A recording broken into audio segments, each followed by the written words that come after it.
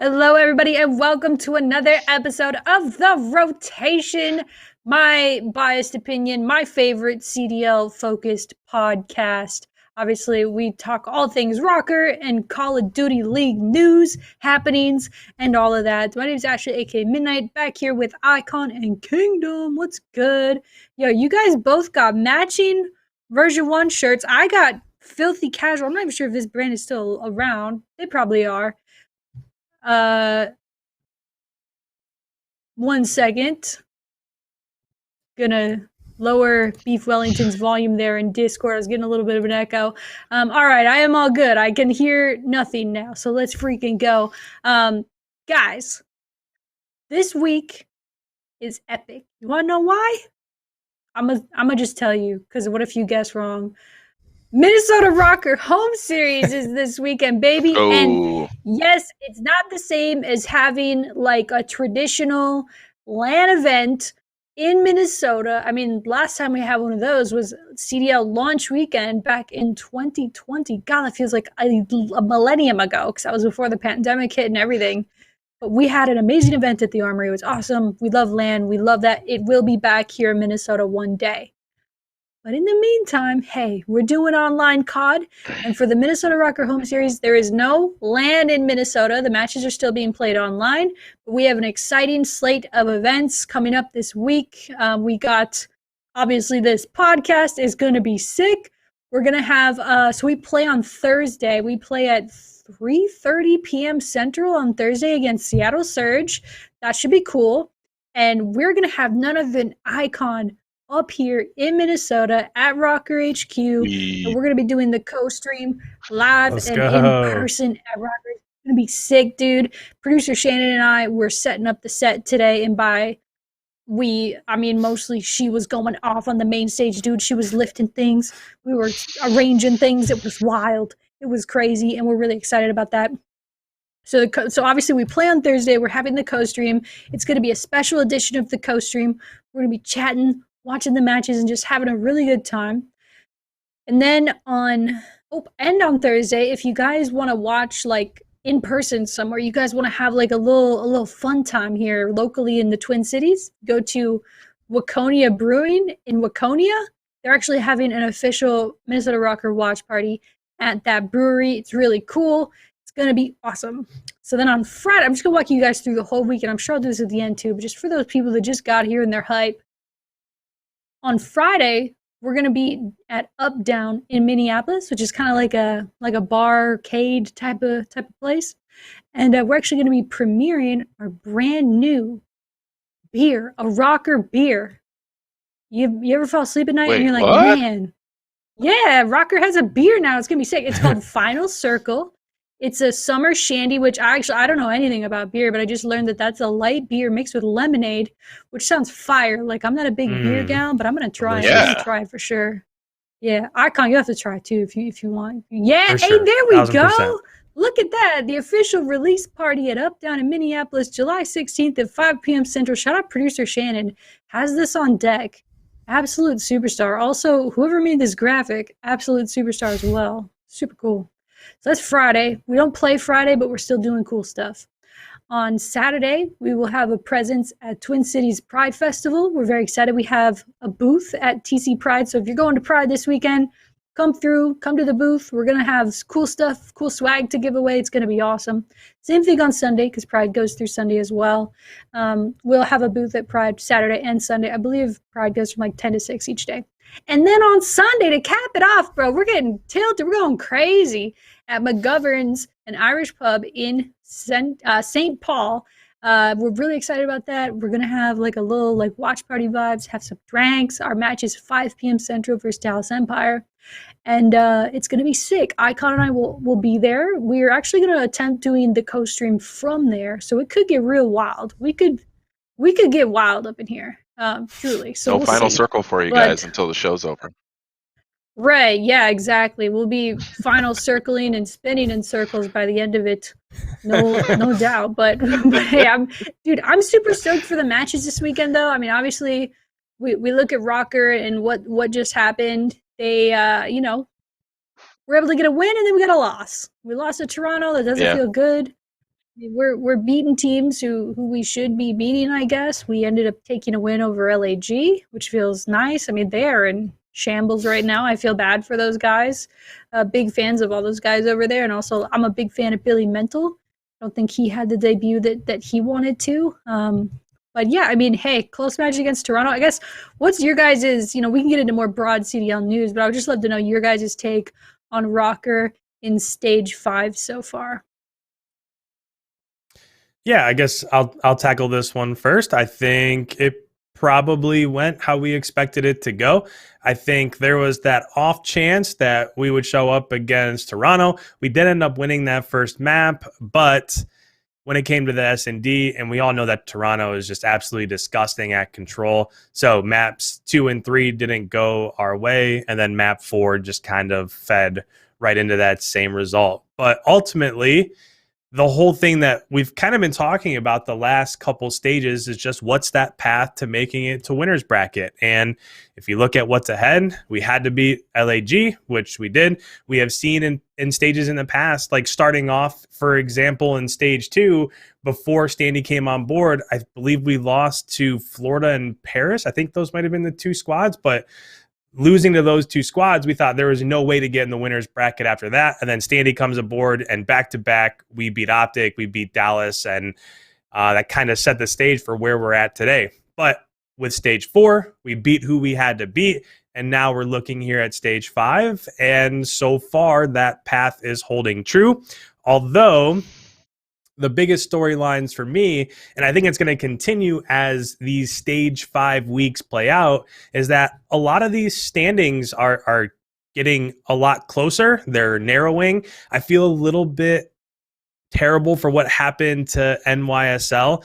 I know in their matchup there was a long, like an hour-long delay between map 1 and 2 with Optic, and then Clay tweeted a Clay tweet once it was over, not really going off on what the issue was, but it seemed like something to do with online, and that was a big match because there was some distance between those 2 squads.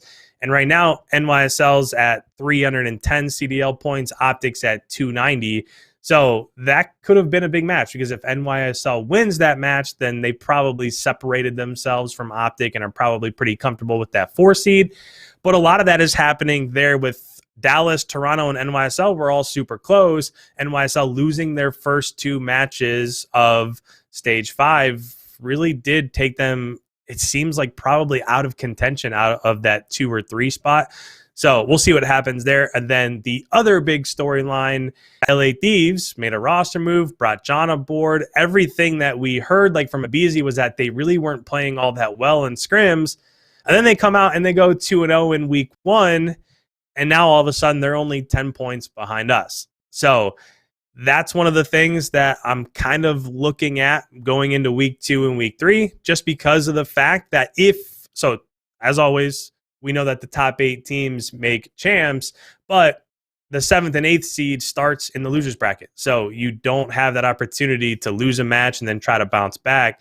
So it's really important to hang on to that 6th seed. Now, with that said, we do have matches against Seattle, Florida, and Dallas coming up. Obviously, some of those are easier than others, but I think all 3 of those matches should be winnable. And then, of course, what happens in the Stage 5 playoffs. So a lot of storylines developing here. Kind of at the start of Stage 5, I didn't really seem like, okay, here's the top 8 teams. I guess we'll see who ends up with the 2nd, 3rd, and 4th seed and who ends up in 7th and 8th. And now those storylines seem to be narrowing a bit. So that's kind of my big takeaways from week 1 and the things I'll be watching as we get ready for week 2 here. I think the Minnesota ROKKR, to Icon's point, beat who they should beat, but I think that we're at a point in the season where we kind of need to see some unexpected victories. I think for a lot of those teams in the middle, like what LA Thieves did by beating NYSL, is kind of shock, everybody. Yes, NYSL look off. There's something off about their team right now. They're not the same team. When you watch them play, they just don't feel like the same team. They don't look like the same team. But I think that honestly, if the Minnesota ROKKR, in my opinion, want to not just make winners bracket, which I don't think is enough for this time in the season for a team like that. I think they need to beat Dallas, and their big test is going to be they have to beat Florida, in my opinion. I think if the ROKKR don't beat Florida, they're in danger of being in the losers bracket for their group. And, of course, they should beat Florida, but the challenge in the past that we've seen is that a lot of people are looking at Florida and the Minnesota ROKKR as kind of like similar teams in terms of like they're good. They can beat any team on the sticks. But when it matters, they beat the teams they should beat and then lose to the teams and I'm going to say should lose to, but are predicted to lose to. And I just love to see the Minnesota ROKKR come out and like 3-2 or 3-1 Dallas and really just put themselves in a different, right now Dallas catapulted themselves into a different echelon than they were in maybe a few months ago, but it's the same Dallas. Like their narrative has been so interesting throughout this year because they technically have been a top 3 team all year long. They had one off stage. Toronto had one off stage. New York had one off stage. Those 3 teams are all like chomping at the bit right behind Atlanta. Unfortunately, Dallas is hitting form right now, and New York is not. And Toronto looks like Toronto. So you have a couple of teams that are like, we can be one of the teams in the finals with FaZe. I don't think anybody in the entire world is doubting that FaZe is going to be in the finals of Stage 5 and probably champs. But Dallas is proving that they belong in the conversation of being in that finals with them. I don't think anybody in the Minnesota ROKKR organization is comfortable with saying, oh yeah, we made winners bracket, and that's enough. I really think that they want to compete for a championship, period. I think every player on that team wants to compete for a championship. And so, in my opinion, I think they need to do whatever it takes. I don't think they're in a position to stretch map pool like Dallas and Atlanta are doing right now. I think they're in a position to try to get a win at all costs over a team like Dallas. And whenever they play a top team, they should put all of their marbles into it. So I think they did good. I'm going to be honest. I would have loved to see them beat Toronto and change the conversation and look different. The LA Thieves are chomping at their heels. They just went 2-0 on the weekend, and that puts them in a great position to potentially not only make winners bracket, but get more points at the major. And they've done well at the majors pretty much, I think, most of the year, whether it's a losers bracket run or whatever. They've won a couple matches at each major that matters, and that gives them points.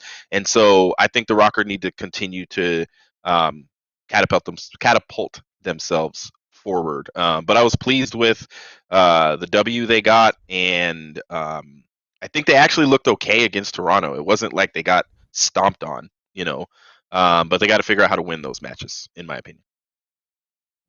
Yeah, I definitely agree. It's always a struggle to it's always dicey because we weren't even always beating the teams that we quote unquote should beat, right? If you look at the standings and just kind of the rankings of the teams, but to get as close as they sometimes do against the real heater teams, like it shows that there's promise, but I'd love to see them finally make that jump. So let's look at, do you want to look at the kind of the standings of the league, and we can look at what the actual standings are, and then kind of some power rankings, like who's hot lately, who's not lately, where are we going? It's the end of the year here. I do think that most of the things for champs are solidified, with the exception though of, like you mentioned, Kingdom, that 7th and 8th seed going to the champs, they do start in losers bracket, and right now ROKKR is 10 points away from 7th.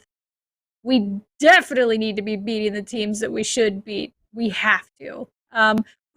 Sorry for not knowing this, I know LA Thieves beat NYSL just like I predicted actually last week on the show with sound reasoning given with my prediction, but just to rub it in a little bit, dude, I had a killer weekend. I don't know how many points I got, but man, IKON, I'm going for the belt. IKON's in trouble. Yep. Hey, I'll guess give you all, some or I points if should you say want guess. some, Ashley. I'll predict first all of them this weekend, even, and see what the hell happens. But no, so who did LA Thieves beat besides NYSL though? London. The Ravens. Okay, that doesn't count. Well, okay, sorry, it counts. But like, you know what I mean? Like, it's the points. Like that's the thing, though. Is like, yeah, they're on the struggle bus. They're on the struggle bus. Yeah. New York is. LA Thieves, they were able to beat them. I mean, we just beat them on LAN as well. I mean, granted, it was without a seam, but everyone thought a seam would be this huge catalyst and get them back where they need to be. They didn't. And then they beat London. So, like, yes, LA Thieves has gotten better. And I don't want to eat my words here, but, like, I don't know if they've get back into sixth place better. Knock on wood, I probably definitely just jinxed it, and this will go down in history. But it's definitely still possible for ROKKR to just keep beating these teams you're supposed to beat. Yeah, of course. Wait for LA Thieves to screw up like they've been doing all year, and hopefully we figure it out. I don't know. But let's get into some power rankings here. Kingdom, I want to hear from you first because you mentioned this segment. Who do you think is like if we look at the standings here, who do you like? Where is wrong in the standings? I mean, technically it's the standings, right? So they're not wrong, but like power ranking wise, like who's higher, who's lower? How do they not line up with the power rankings? Yeah. I mean, so I would say Saddle Surge is last. Wow. I would almost in the power rankings because Surge did show up at LAN, and we know we have LAN for the next two on like events, like major and champs. I think they're above all of the other three bottom teams, in my opinion. Wow. London actually didn't look bad against LA, but Paris just looked like Paris, unfortunately, and the Gorillas looked like the Gorillas, and so it's unfortunate these bottom four teams are all like just getting beat up by the top four teams. I mean, it's almost, and now you can put Optic in the mix, like all five of them are just like, it's not even close when they play these teams. But I do think Surge, I still just I have more faith in them than the other ones. So I would put Surge probably in that 9th place in power rankings, not all the way down in like 11th or they're in last. Oh geez, that hurts. That is crazy. So it's on the CDL site, they have Surge and Raven switched, but I guess they're the exact same record, but the Surge have a better map count. So man, those map counts are hard to look at. So I would head-to-head that influenced this, or I don't know. Maybe. I would say that the Surge are above Gorillas, Legion, and Ravens in power rankings. The rest of it is fairly accurate, although right now I would probably slide Optic over New York. They beat them. They're only 20 points behind them. They've lost less matches than they have. So it's kind of like this. I mean, they're so close. Like Optic has more match wins and losses. Or I guess more match wins. Sorry. So I would almost put Optic above New York, and then I think the rest is fine. I've always thought Dallas belonged in that number 2 spot. I think they move up and down depending on, they had one stage where they didn't place very well, but outside of that, I honestly think that they belong in the top 3 in this league, and they have all year long. So I would say the only things I would change is Surge, I would move up to 9th, and I would switch Optic in New York. IKON, what are your thoughts? Do you see more movement than that? Less, based on like power rankings this time of year? Yeah, I don't know. I think it's pretty similar with what Kingdom said. What I will say is I still think Toronto is the second best team in the CDL.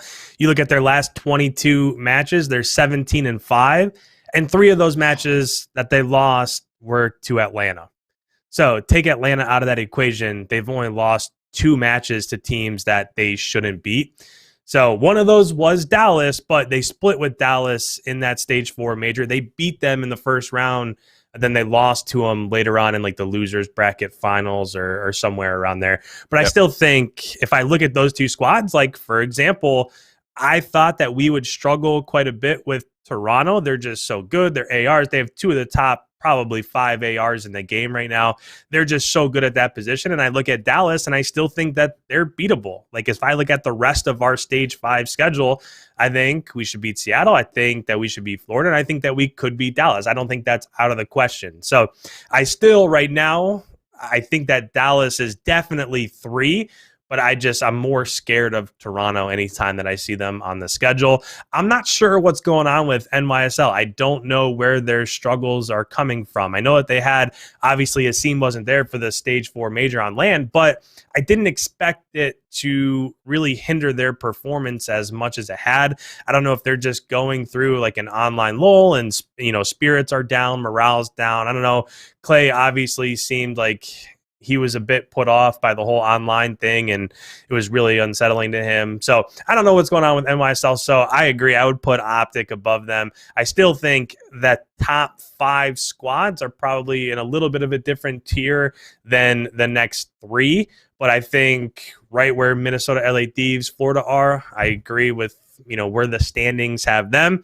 I agree that Seattle is probably the best squad of the bottom of the barrel, then LAG is probably the worst. But just kind of looking at this, the biggest discrepancy that I see is I would have Toronto at 2 still, and then slide Optic above NYSL and keep us where we're at.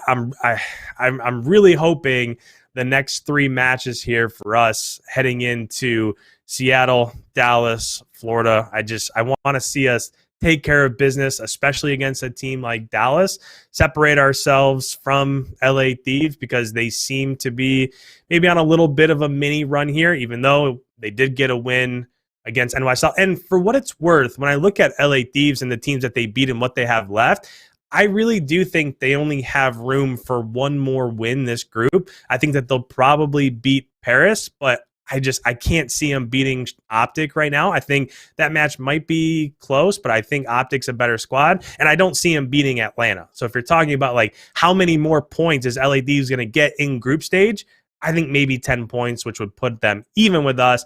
I think we should get 20 more with the potential of getting 30 based on how Dallas goes. But power rankings, I think if you have like a first round matchup with Seattle, I think that's probably not what you're looking for, right? You'd rather play LAG, Paris, or London. And then I'm also excited to see what happens with Florida. How do they play out the rest of this stage 5? And then how do they look on that stage 5 major? So that's kind of where I'm at. But power rankings, honestly, I think if you just left them how they were in terms of standings, I think it's pretty accurate. Yeah, there's I a definitely clear agree. top 5, middle 3, bottom 4. Like there's a clear, Yep. divide there.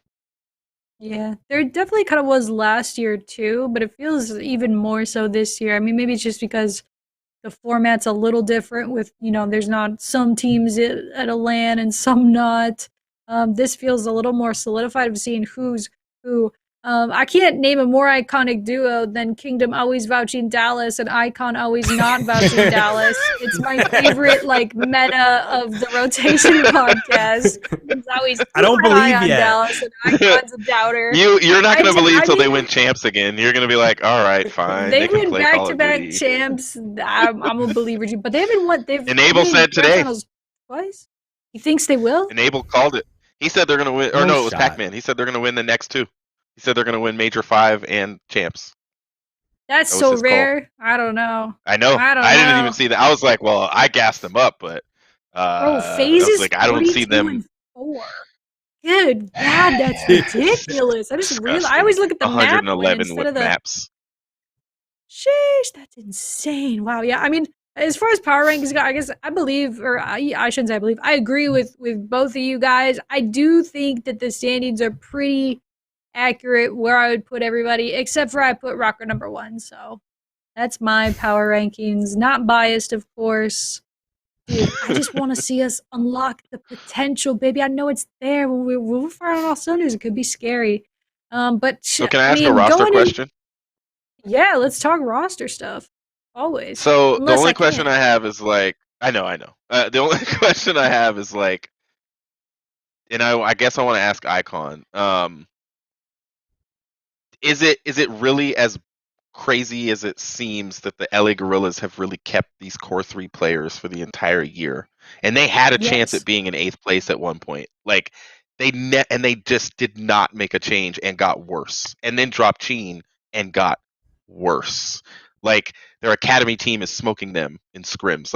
It's that's bad. I don't I'm wondering what it is that's happening. Like, what do we not know that they're one of the teams in the league that really was in a position to make better changes, but just totally, dropped Vivid, and now he's on one of the top teams in the game. He had the best KD at this weekend, even though they only played one match. He's turning into a top, and he's hitting top form. Dallas took FaZe to 9 maps, and they dropped that guy because they didn't want to trade one of those 3. I just think it's interesting. I wanted your opinion on it, Icon.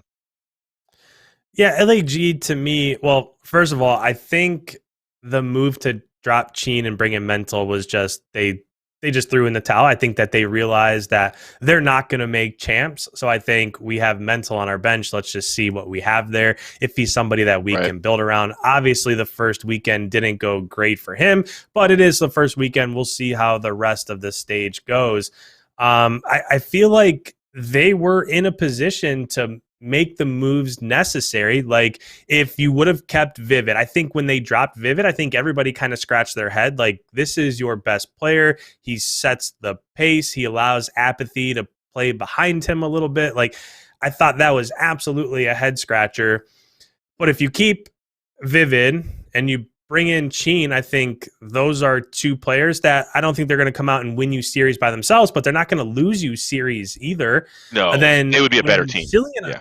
And when Silly and Assault are in positions where they feel comfortable, like, it's the same thing. They're not going to go out and drop a 0.5 in a match or a 0.65. Like, they're going to play their roles and they're going to do it well. I just feel like they had, if they just would have timed their roster moves better, I feel like it would have worked out. Like, if at some point in time they would have had Vivid, Cheen, Assault, and Silly, and that would have been their 4, and they tried to build with them, I think that.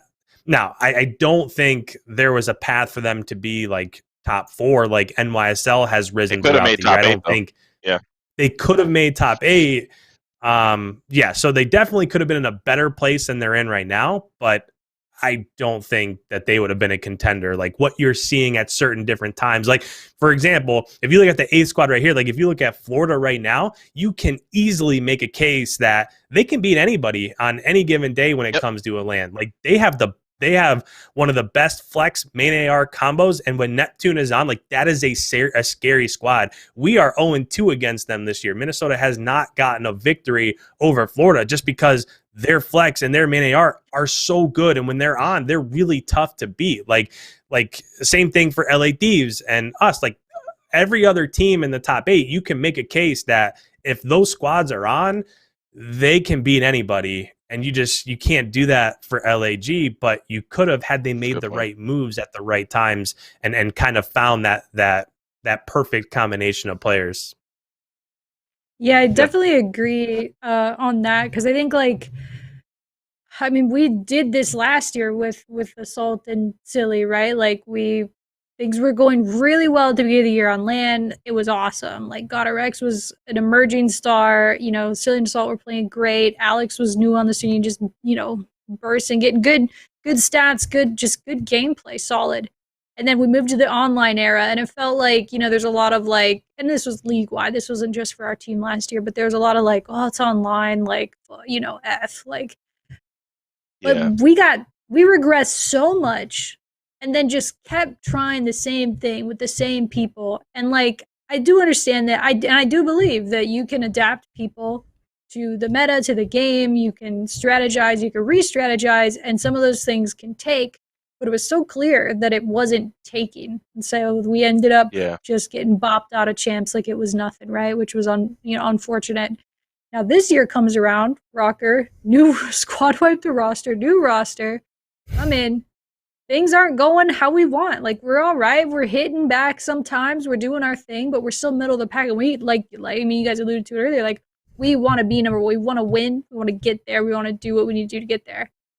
And because we weren't, they decided to maneuver some things, right? Now it's been a lot of kind of bench movement. And obviously Standy coming in, my rookie of the year, very biased. That shows that there's a willingness to change and not end up in the situation last year where it's let's just keep trying, let's change a little thing here and we'll be okay.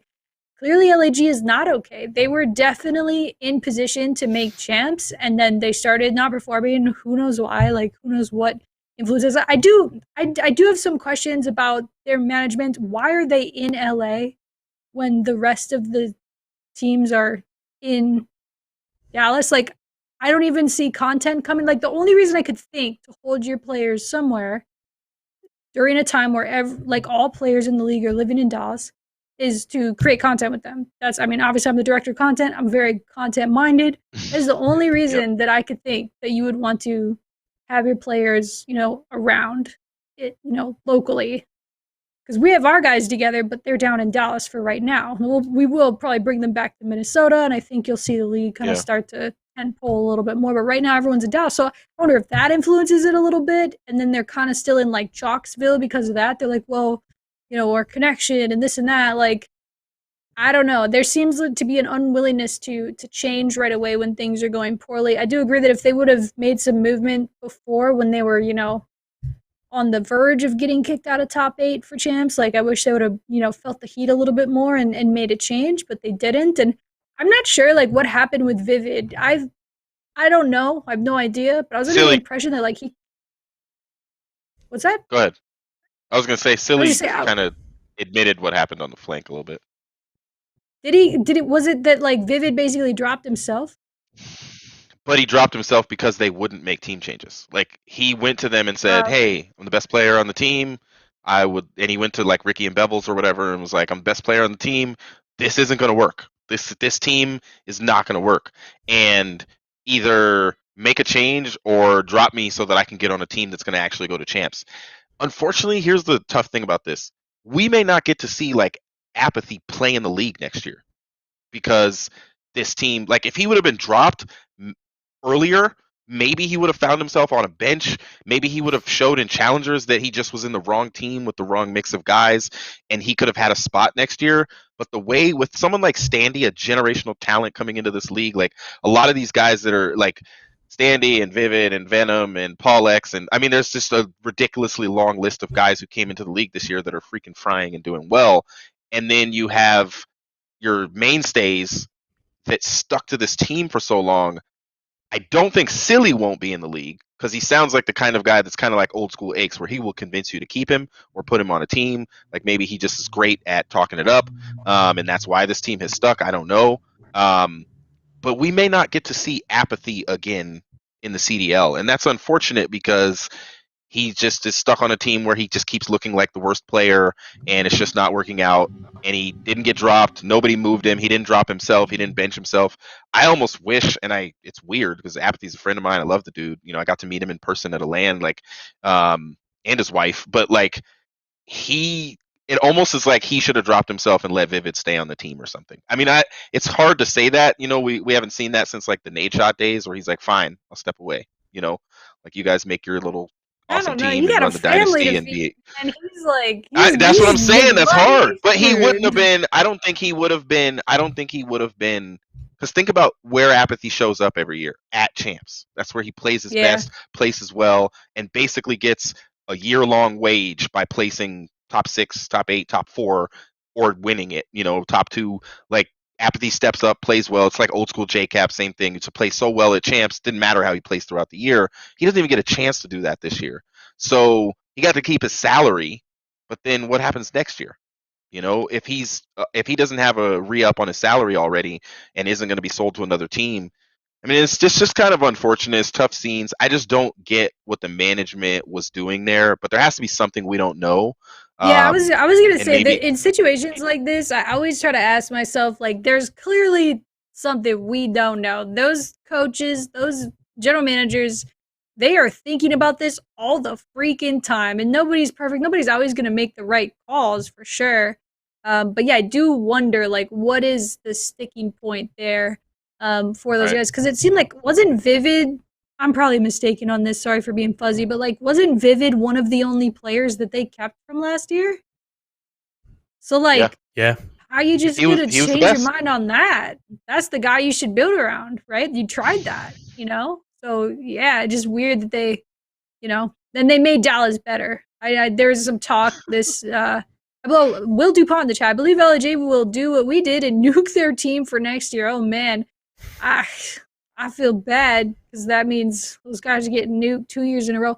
I mean, I think like I don't know if that's the call. It's that I don't think they should keep a majority of their team, but I'm not sure what they should do because they got rid of the pivotal piece that I would have built around in Vivid, right? Like, and they were doing that. I just wonder what made them change their mind there. I think there's probably a multitude of things that we do not know, have access to, or understand, and that's okay. But from the outside looking in, definitely some question marks because they were primed to make champs, and now they, most certainly will not. I think that us beating them secured our place in champs and also unsecured theirs. So F in the chat for LAG. Yeah. I do still think the acronym for their team, LAG, is one of the most hilarious acronyms you could have, especially when you're in an online season and you're holding your players in LA. It's insane. Hey, and maybe I don't even know. Maybe they're not even holding them there. Maybe the guys wanted to live in LA. It's a very appealing place to live. I don't know. I have no idea.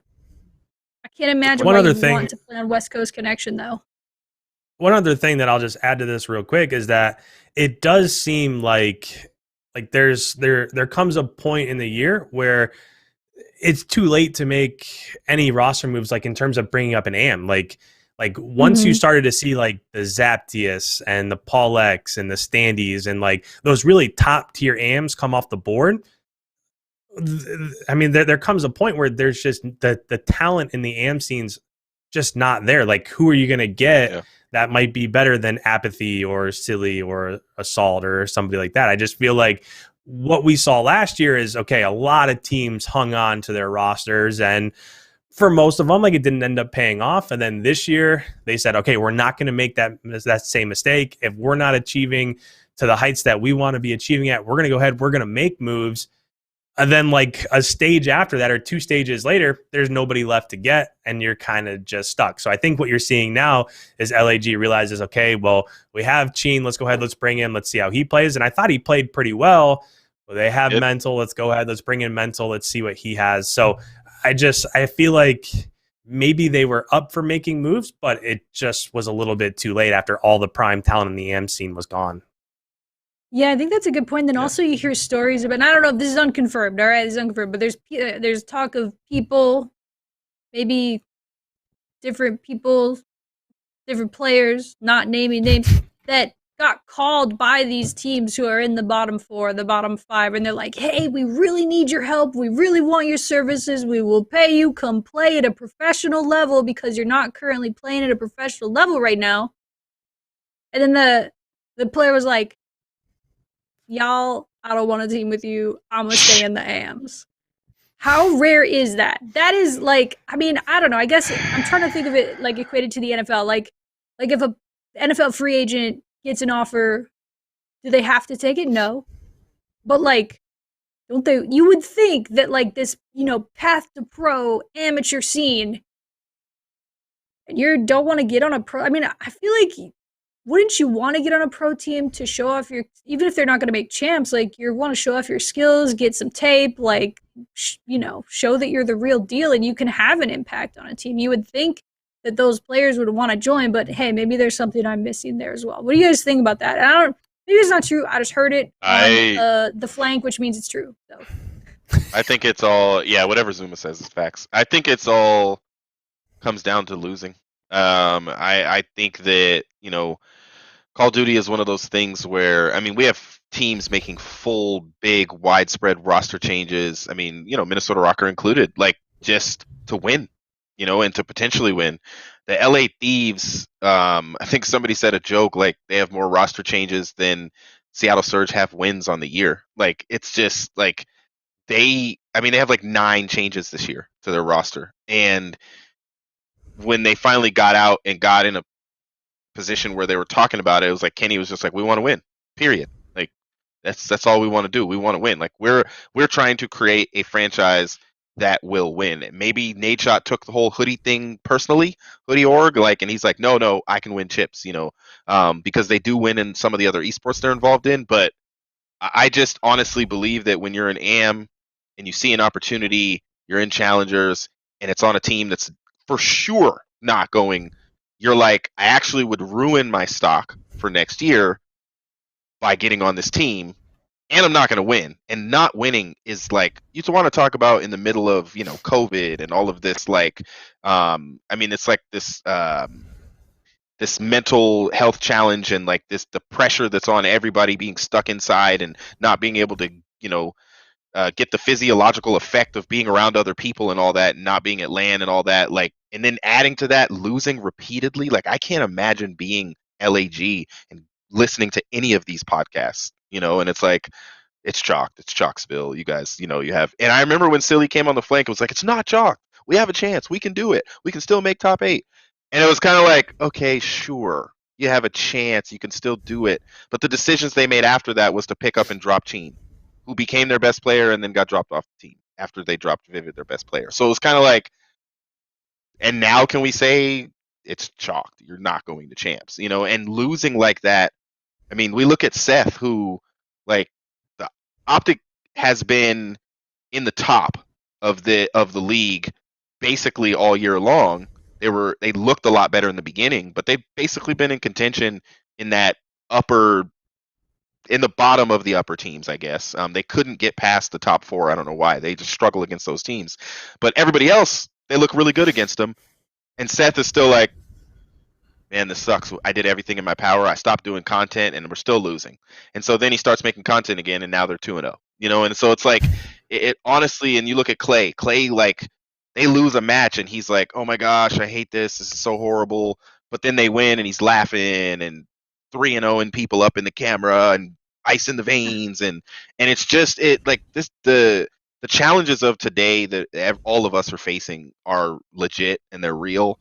Adding losing to that list for a lot of Call of Duty players is just not something they want to add to their plate. And so going to play for the London Royal I mean, I can't imagine being like Venom or Paul X or Zaptius or any of these guys that have come into the league. Like Mental, imagine you're like, oh yeah, I'm new to this game and I'm gonna play, and then you're just getting like smoked. You know what I'm saying? Like that can't be pleasant, for your sense of self. And then is Mental gonna get on a top 8 team next year based on the showing that the team has had? Who knows? And so I don't think it's a smart decision. I think if it's the NFL or the NBA or something like that, you're probably looking at a much longer contract. There's always the opportunities. Being a bench warmer in the NBA is probably a blast to get to play with the best players, because there's a superstar on almost every team, and you get to play against the best. And so that feels good. But getting smoked by top teams is not fun. And so I think that's where a lot of it comes from. Yeah, you stole a tiny bit of my thunder there. I do think that it's a bit of a double-edged sword, because there's always that chance that you come in like a Standy and you come in and you play Optic first match and you pop off and you drop a 1.52 KD and all right, I'm here, I've arrived. But Standy came into an organization with proven pros that have been playing pretty well throughout the entirety of the year. And the flip side of that coin is, as you mentioned, I was going to mention Mental. If you look at what he did the first weekend, and by all means, for me, when I first look at this scenario, I look at who he played in that first weekend, because he played Dallas, who's definitely a top 3 squad and just had an unbelievable showing at the Stage 4 Major. And they played us. And the way that, if this is your first match and you have to go head to head against a kid like Standy, who has been setting the league on fire, playing super aggressive, he's always going to be directly in front of you, putting on a ton of pressure. Like, that's a tough spot to be in. And the result of that was something like I think he has like a 0.65 KD overall from that first weekend. Now, we'll see how he plays against teams like Seattle and Florida, where, the pressure might not be as high. But if you're looking at, okay, I'm just some random squad and I'm picking up a whole new squad next year, let's see who's out there. And you look at what Mental did in his one stage with LAG, you might think, well, this guy came in, put up a 0.65. That's not going to cut it. Let me go to some of these AMs that, are winning Challengers Cup after Challengers Cup and whatever. So I don't know. I think, right. I think there's always that possibility that you come in and you shred and you have a good weekend against, some teams that might be in the bottom of the power rankings, or you come in and you get shredded by some proven squads like Minnesota and Dallas. And what does that do for your stock heading into next year. I think if I was in that position, I think it would depend on who I'm joining. Like if I'm joining a solidified squad like NYSL or Optic or LA Thieves or Minnesota, then yeah, you know what? I'm going to come in. I'm going to give him my shot. But if I have one stage left and my first weekend is going to be against Dallas, I'll see what happens next year. I don't know. Yeah. Tough scenes, man. Yeah, it is. Yeah, exactly. Well, I mean, we'll have to kind of see how it goes. I think, I keep saying it. I don't want to get too far ahead of myself. We still got champs and the Minnesota ROKKR home series, and that's what we should be hype about. But man, the roster mania is gonna be so juicy this year with the contracts ending and some contracts, not getting their +1s extended, or their +1 is over, or maybe they do a plus. It's gonna be crazy, bro, because it's much different than roster manias in back in the day where the players are out to dinner at a bar, after an event, and they're like scheming. Yeah, you want to play together? It's big management scheming now. It's contracts, it's all that. So it's going to be really interesting to see how that all goes. But let's get hyped for the Minnesota ROKKR home series this weekend. An online event, but lots of in-person events here in Minnesota. I'm going to run through the events here. Actually, I'll do it later. Let's look at the matchups first, I guess. Let's get to the actual home series, and we could talk about the ancillary events after. Woo! Look at these. I mean, hey, this could be my week, bro. I got to really come correct with these predictions. God, maybe call an upset for Gorillas? I don't know. No, I'm just kidding. We can do our day-by-day predictions here. I'll start with Thursday. Oh, man, looking at these matches, I'm kind of disappointed at how uneven they are, basically. Until, there's a couple of bangers in there, I guess. Yeah, there's a couple of bangers. Most of these are predictable. I think we're just at that time of the year where, hey, yep. I mean, you never know. Maybe there'll be an upset. But I'm going to go ahead and my predictions for Thursday. With the Minnesota ROKKR home series presented by USAA Insurance. Let's freaking go, baby. I got Toronto Ultra 3-0 versus the Gorillas. Maybe Mental will play a little better, get his stock up. I feel for those players. I do. We just spent about 10 minutes talking about them. I do feel for that team. But yeah, it's tough. Toronto's looking really good. I mean, they beat us, and we're number 1 in my power rankings. So, Sir Epic the Fourth getting hype about the ROKKR home series. Love to see that. Let's go. Speaking of ROKKR, hey, ROKKR versus Seattle on Thursday at 3:30 Central Standard Time. It's going to be a watch party at Waconia Brewing. It's going to be sick, bro. I'm so excited. We're going to be doing the co-stream in person, myself and IKON. It's going to be awesome. And we got, like I said, ROKKR versus Surge. Surge is always tricky, man. I've been saying it all year. They could win. They could beat some of these teams. And they always take it the distance. They always get at least a one-map win. But I don't know, man. Maybe I got some home team vibe, overzealousness here. I think ROKKR is going to thread. It's going to be a fast Thursday. 3-0 are my predictions. ROKKR 3-0 Surge. What do you guys think? I'll go here. I think these matches, in terms of their overall result, are pretty easy. I think Toronto is looking super scary. I know that we were able to take a hard point against them, but our hard point over the last stage or so has been much better. But I just don't see how LAG competes. And normally, when you see LAG, you think, well, maybe they can win an S&D. But this is Toronto we're talking about, and they're one of the best S&D squads in the game. So I think this is a quick 3-0 for Toronto.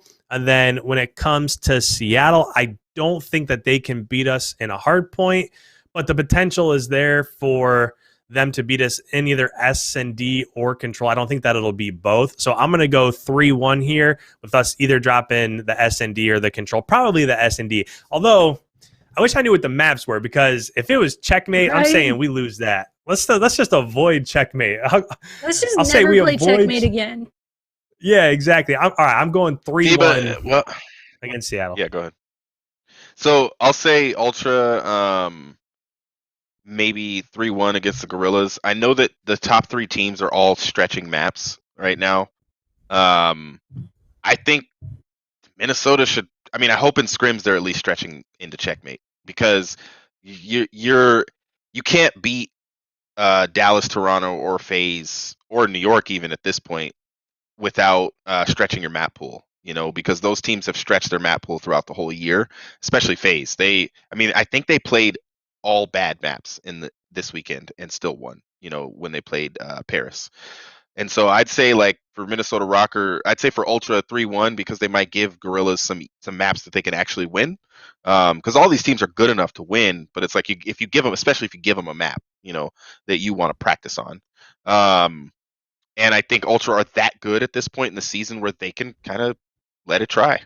And then I'd say the ROKKR, I don't think they want to stretch maps against a team like Surge right now. It's this weird thing that Ashley said where Surge always seem like they can win, but they just don't. Like they just can't pull out the W when it looks like, man, I feel bad for all of their players, because that might be one team where, even though they're really bad this year, probably all of their players will be in the league next year. That's just on different teams. But I'm going to say Minnesota ROKKR 3-1. I want to say 3-2, but I'm going to say 3-1. Nice. Solid predictions. I think we all predicted something different there for the ROKKR Surge match, so that'll make it interesting too. I can go first going into Friday. Yeah, I was going to say, let's go into Friday. All right, I'm looking at now this one. I think we're probably not going to have any 3-0s. I look at that first matchup there, Dallas versus Florida. This is one where I kind of think, what Florida are you going to get? Because obviously they looked pretty good in that matchup against Seattle, but it was Seattle, and we've kind of seen, although Seattle is playing better, the matches that they played well were mostly on LAN, and that was an online match. So I don't know how much weight I put into that victory over Seattle. But when it comes to Dallas, their only win of this stage was against LAG, even though they absolutely popped off. They were the surprise of the stage 4 major. So I think Dallas wins this, but I think they probably have to clutch up in the map 5 SND. So I'm going to go 3-2 Dallas here, but I feel like anytime these two squads play, it's always a battle. Same with whenever we played Dallas, that always seems to be a battle against them. So I'm excited for that match in a weekend where, some of these are pretty easy to call. I think this is one that'll be a little bit more interesting. And then when you look at Atlanta versus LA Thieves, I think LA Thieves have beat two squads that really aren't playing great at the start of stage 5, and they're not going to get that same treatment against Atlanta because they show up as they have done throughout all 36 of their matches this year, and they've gone 32-4. So when I look at Atlanta, I just think that they're just too much. I think LA Thieves is gaining traction, where if you look back over the course of the year, there were times where like LA Thieves looked good. There were times where I put out a power rankings video and people were yelling at me for not putting LA Thieves last, number 12 in my power rankings. So when you look at LA Thieves, it's like they've been up, down, they've kind of been all over the place. But when I look at this, I think Atlanta wins. I'll give them a map. I'll say 3-1. So 3-2 Dallas, 3-1 Atlanta. Kingdom, I'll let you I go rock. second. Okay. I'm gonna say 3-1 Dallas. I think Dallas is stretching maps, but they want to stay in second, so they're not gonna do what FaZe is gonna do, which is literally play whatever maps, worst maps, even against the Thieves. They could lose every match for the rest of the year and still be first seed at champs. And so why not test? Why not try things out? So with Dallas, though, I think this is gonna be 3-1. I think they'll either lose a map or they'll try a map that they'll lose on. I just think they're the better team right now. I'm very confident in what they did on LAN, and that was a lot of their full potential. And I think that they're going to stay in that grind. I think they're going to, because they're a fundamental team. They play very fundamental COD, and they're good enough to switch up their. They're better than Optic, in my opinion, because they're good enough to switch up their style when they need to. Like in the middle of a series, they'll change what they're doing. And so I would say with the FaZe one, FaZe are going to play again. They're going to play maps that they're not going to care. It's mean for them to do, but I honestly think they're going to throw in maps. They're not going to veto maps that they normally would veto, but they're still going to beat the Thieves 3-1. Wow. You guys, with the sound reasoning and logic, it's hard to disagree. I mean, I think I look at Florida, they're so nasty. I mean, we said it earlier, like they're one of the teams that they could show up on any given day and if they're all working right and Skies and Awakening are just absolutely demolishing, they could beat any team, but I do think Dallas will take it against Florida. I feel like they just got so much confidence from that LAN performance, taking FaZe all the way to Game 9 in Grand Finals. Crim6 is just talking that ish everywhere. He's on Twitter. He's on the flank. He's hitting up Swarm. He's hitting up Octane. He is so confident right now, and he's got to back that up. So I think Dallas will win 3-1 here versus Florida Mutineers. And then, Atlanta FaZe versus LA Thieves. Upset. No, I'm just kidding. I'm scared of IKON. I'm just trying to scare IKON a little bit. I'm getting closer to IKON in the points for, if you guys don't know, we are tracking our predictions all year. It's been amazing. Shout out producer Shannon, keeping track of everything. We got a point system graphics. We're going to give away a championship belt for the winner at the end. And I'm just creeping my way back into saying, look, IKON's got the wall space. He's ready for the belt. I do think Atlanta FaZe is going to win here. But I think they're probably just like not effing around because they want to win. They want to be dominant. How sick is it to just like absolutely be dominant and getting in the other team's head at the end of the year? Like that's what you kind of want to be doing. But I do think they'll be trying to expand their map pool versus a team like LA Thieves. So I could see FaZe winning 3-1 here as well. I will go first here for Saturday since you guys both just wait. No, Kingdom, you go first. Can I keep switching it? Okay, I'll go first for Sunday. How's that? Let's balance it out. Go on, Kingdom. I'll go first. Struggling Subliners. This is where they get their first W, and it's good because they only have one this weekend, and maybe it'll put them. They're a very emotional team in terms of when they're winning, they're scary as ever. But they just look different. I don't know what's going on, but they look more like. They don't look like a top 4 team right now. It's really interesting to watch them play because it's kind of sad. We've been gassing them up all year. Every other team has had a down I'm talking about Ultra, Dallas, and New York. They've all had not so good of majors, and all of them have been in the finals. Subliners are looking at having their second bad stage, and I just think they can't afford that right now. I think as they start to drop, their mood is going to drop with it. Clayster's going to his confidence is going to lower because going into this last event with a lower placing, and then you start making excuses about a seam and about Hydra having to run over to Scrap's house and an hour and a half wait in the middle of a match, and it's tough scenes over there right now, but. And the London Royal Ravens didn't look too bad against the LA Thieves. I'm gonna say, and I mean, if they lose to the Ravens, that's not gonna look good. But I'm gonna say that the Subliners are gonna win 3-1 against the Ravens. I'm gonna say that Florida is gonna win 3. They could 3-0 Gorillas. Man, the poor Gorillas. It's hard to predict them to even pick up a map. I know, man. It's hard. It's sad. Okay, well, whatever. 3-0 Mutineers. And then, you know what? I've lost, right? I am the loser. So I'm calling an upset just for fun. Let's go! I love a Surge upset call. It's my favorite. I'm going throwback Ashley. I'm gonna say, and they've never come through for you. 3 times this year, and you know. You'd be winning. You'd be ahead of IKON. Yes, I'm gonna pick Surge. People are gonna just kill me when they see this graphic when it gets tweeted out. But I'm gonna say Surge. Oh, this is so dumb. I'm gonna say Surge is gonna beat Toronto 3-2. Man, if you would have said 3-1 or something, I would have cackled, bro. Hey, you never know on any given Saturday, July 17th. Right. You never freaking know. Oh, man. All right, so I'll go second here. Man, Subliners versus London Royal Ravens. I think we've said it all year. Subliners, when they get hot, they're scary. When they're cold, they're cold. And they've gone up and down on the roller coaster all freaking year. And right now, they're down. So where's the pendulum due to swing? Back up, baby. I think they're going to 3-0 London. I feel bad for London, too. I feel bad for just all the bottom 4 teams.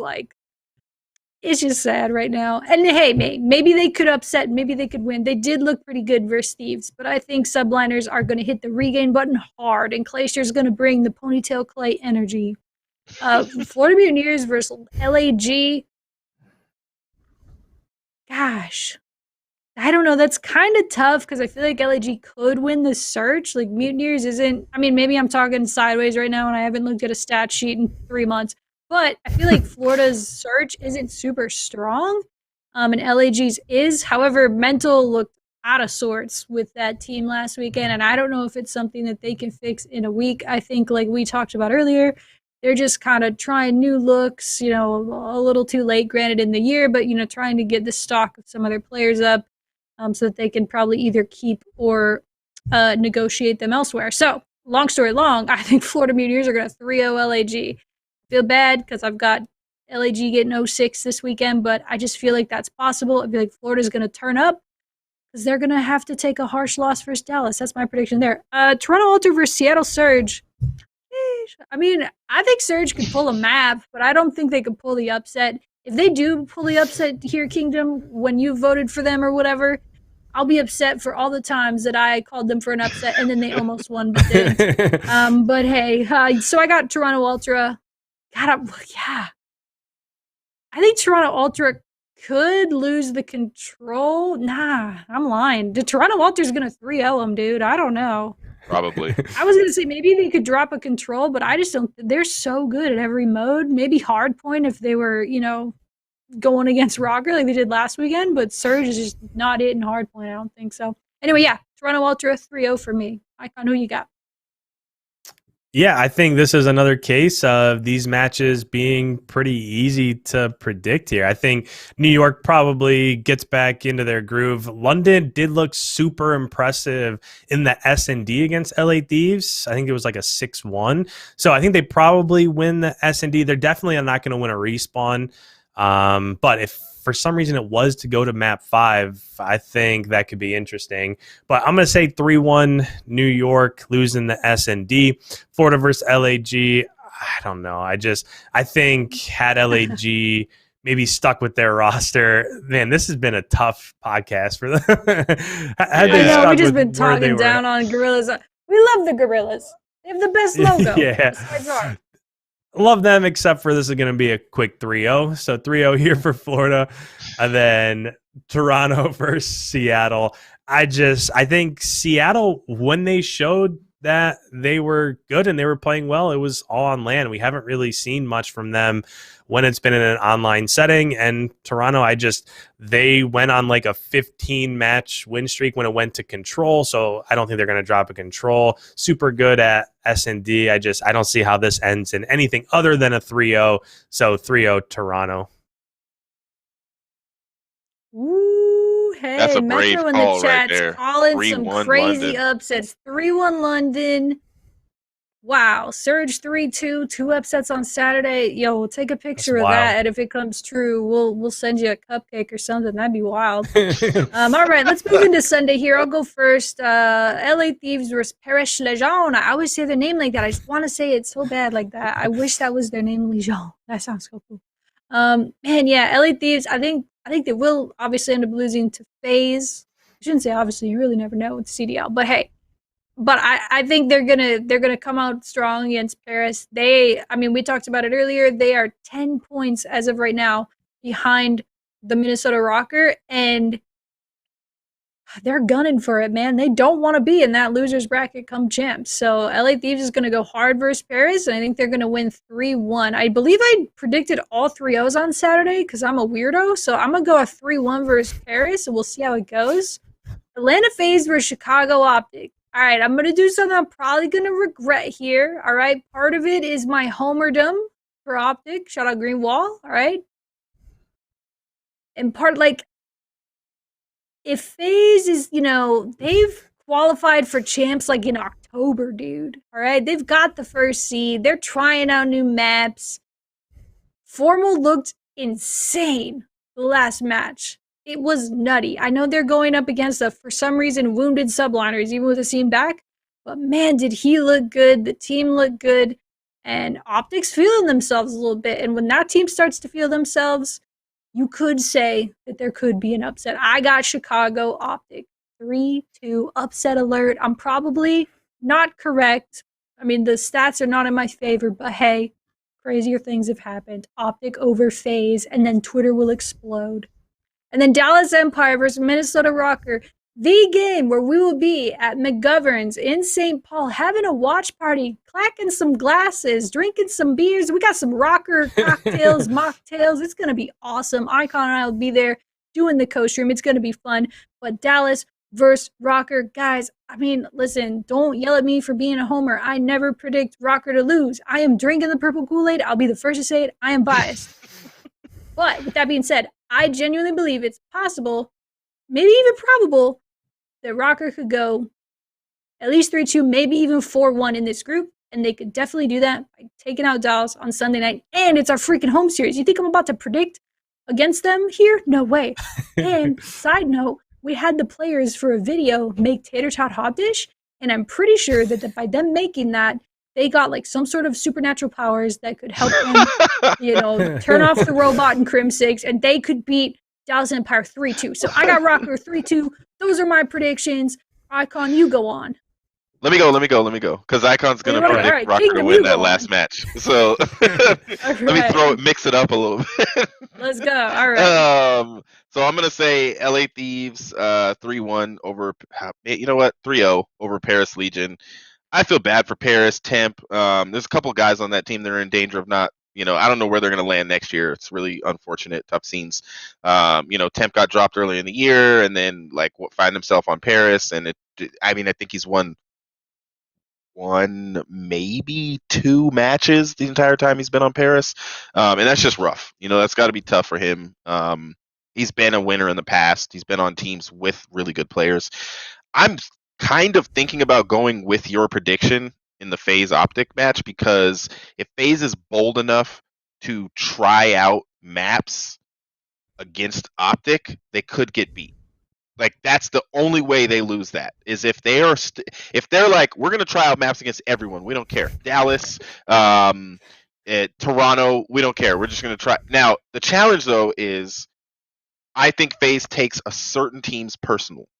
I think they take matches against Dallas personal. You saw how they talked and chirped after even though Dallas took them to 9 games in round 10, but they acted like it was easy. Abizi or Arcity said that, which was not true. But they take it personally with them. They take it personally, in my opinion, with Optic. And I think they take it personally with Ultra only because people, for a brief second, for 2 seconds, there were people actually considering if Ultra was better than them when they beat them at the major. And they're the only team that's taken a major off them all year. So, gosh, it's a hard call. Again, I'm not in danger of winning or losing or anything. I'm stuck in third here. So I'm going to call the upset. And it would be great for the game. To be honest, it would be great for the major. If Optic beats FaZe, viewership will go yes, for the storylines, for the good of the culture. I've always said COD runs on green batteries, and I think they're going to come through this time. So I'm going to say 3-2.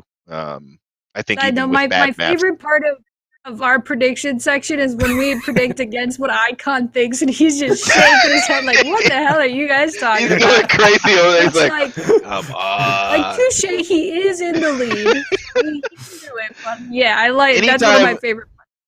Anytime I mention Dallas at all and say something nice about them, he's just like, he's like tough scenes. So I'm picking Dallas to win the last match. I think they're not going to try maps against ROKKR because I think it's an important victory. They've been really good all year. Is there a single stage where they didn't win 3? I don't think so. They had one bad stage, but it was their placement, not their stage. And so I think they'll beat Minnesota. I still think Minnesota should make the winners bracket because I don't think the Thieves are going to beat Optic. But I'm going to say that it's going to be 3-2. These two teams, I love watching them slug it out. Watching the Minnesota ROKKR play Dallas has been one of the best matches all year. They just, and I don't know if anybody ever looks at, but if you look at the standings, Dallas has played 166 maps. Like I'm pretty sure that's more than any other team.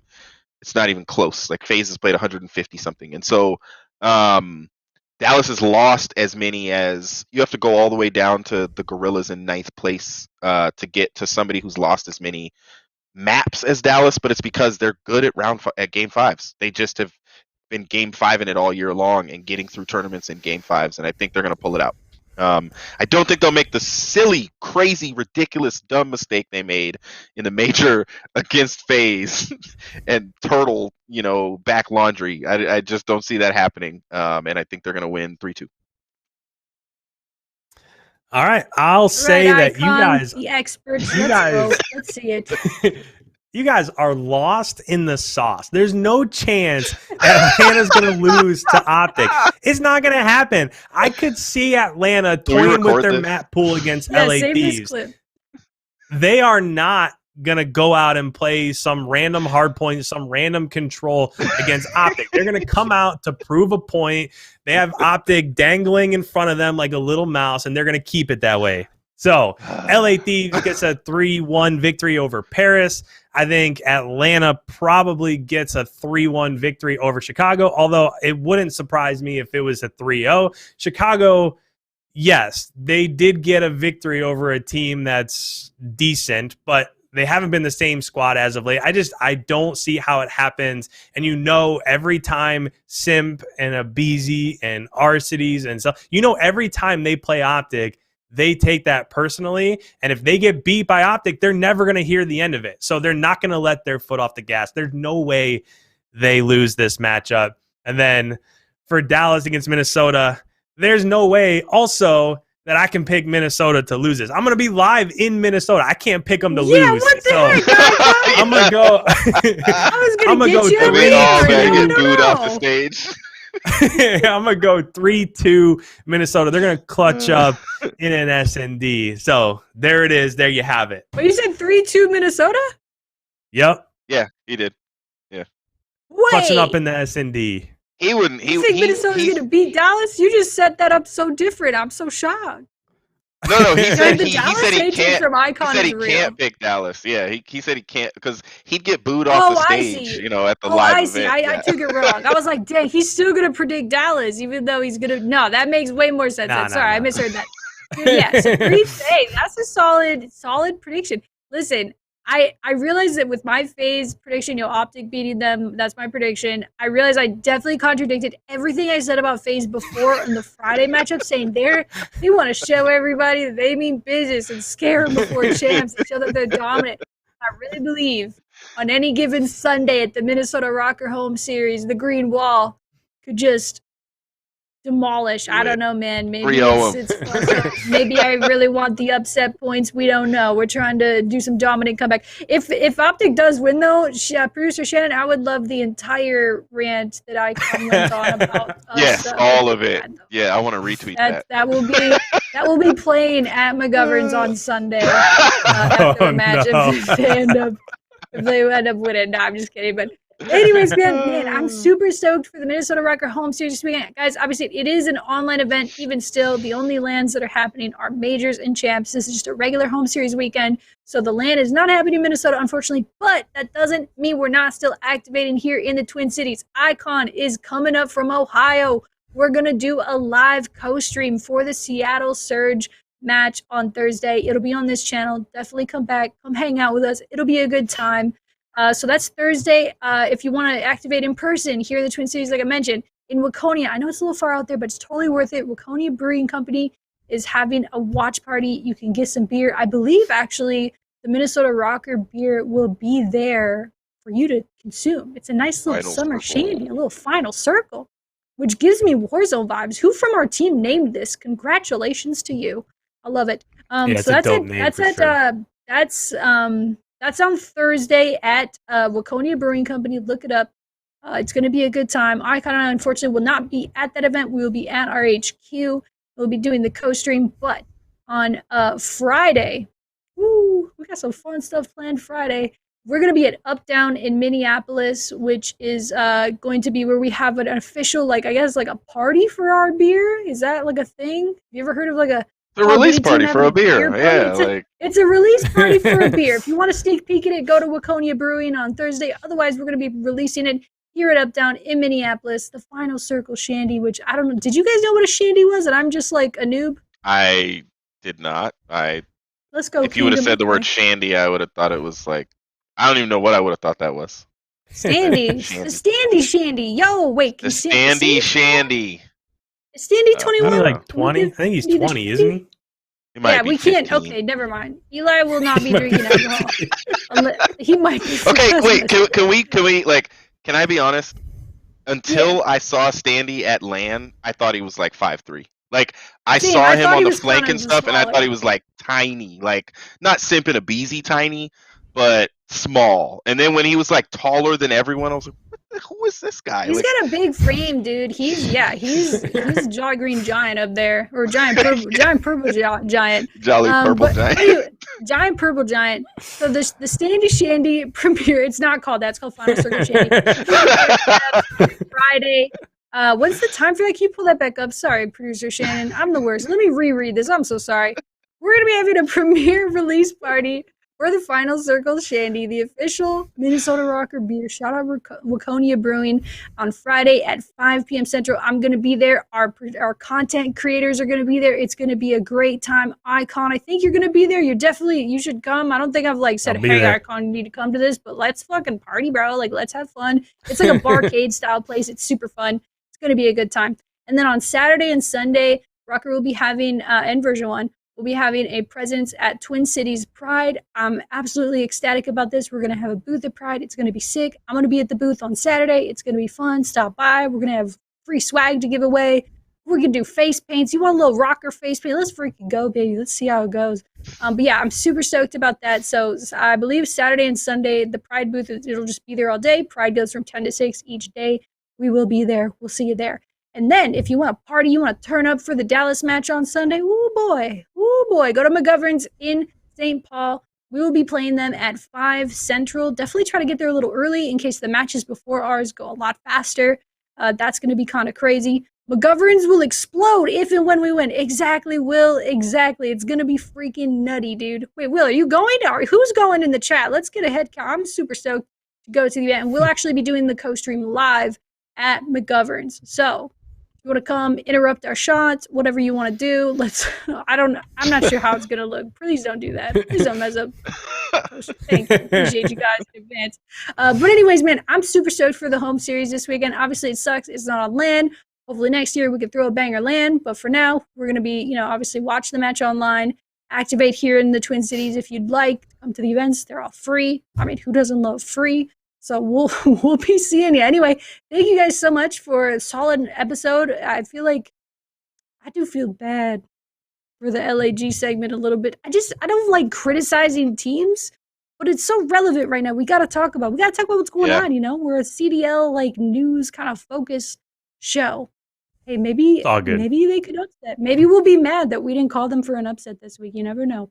But we will see you guys next week to break down everything that happened at the ROKKR Home Series. I'm super stoked. We'll see you guys then. See you later.